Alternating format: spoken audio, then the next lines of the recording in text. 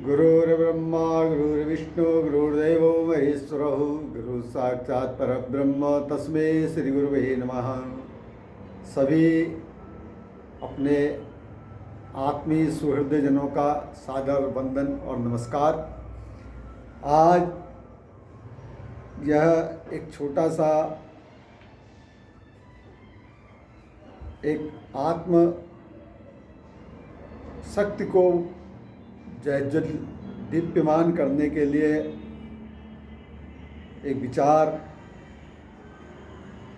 प्रेरित हुआ है, तो आपके सम्मुख है और आशा है आध्यात्मिक जिज्ञासुओं को इस अमृत बिंदु से कुछ न कुछ रसास्वादन अवश्य मिलेगा। और आध्यात्म में जब तक हम स्वयं अपनी चेतना से नहीं जुड़ते हैं या अपनी चेतना के द्वारा स्वयं को विद्ध नहीं करते हैं तो हम कुछ भी नहीं पा सकते हैं। चाहे हम बाहरी स्रोतों के द्वारा कितनी ही जानकारी प्राप्त कर लें, वह हमारा ना तो कल्याण करेगी और ना ही कोई विशेष आध्यात्मिक रूप से सहायता कर पाएगी। तो अब ऐसे समय में एक आध्यात्म का जो विशेष जागरण काल होता है वह होलिका पर्व भी है और धीरे धीरे इस आध्यात्म रूपी रंगों से हम होलिका के पर्व पर रंगने की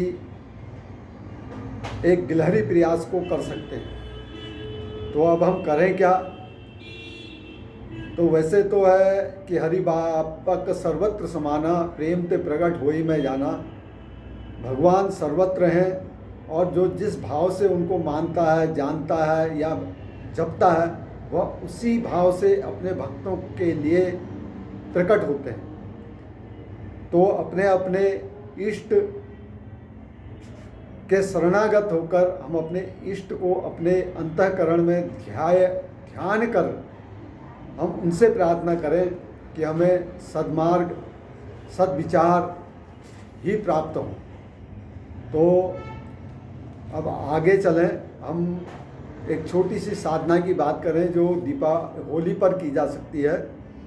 तो होली में हम एक शांत अपने घर में किसी कोने को बनाएं या शांत स्थान पर साधना के लिए चुने। जो हमें आसन अच्छा लगे उस आसन पर बैठें। जो भी जिस आसन में जिस तरीके से बैठना चाहे उस आसन में बैठे और कुछ नहीं करना है, केवल 60 बार हनुमान चालीसा का पाठ करना है। एक दीपक जला लें और उस दीपक के आगे अपने इष्ट का ध्यान कर 7 बार हनुमान चालीसा को पढ़ें और नियमित कम से कम 7 दिन तक इसको करें। 7 बार 7 हनुमान चालीसा संध्या काल को पढ़ें तो आप स्वयं ही देखेंगे कि क्या परिवर्तन या क्या अनुभूति हमें हो रही है। तो अस्तु इतना ही। मुझे पूरा विश्वास है कि आप इन दीपावली पर्व पर अपने आध्यात्म की साधना को अवश्य करेंगे और ये छोटी सी शुरुआत हनुमान चालीसा के द्वारा हम कर सकते हैं। संध्या काल को हम हनुमान चालीसा को पढ़ें 7 बार और जिस दिन होलिका दहन होगा उस दिन कम से कम 108 बार इस हनुमान चालीसा को होलिका दहन वाले स्थान पर जाकर पढ़ें तो आपका अवश्य कल्याण होगा और बहुत सारे दुखों से निवृत्ति होगी और महान सुखों की प्राप्ति होगी। आशा है आप इस होलिका पर्व का अवश्य लाभ उठाएंगे। ओम नमः शिवाय गुरुवे सच्चिदानंद मूर्तये निष्प्रपंचाय शांताय निरालंबाय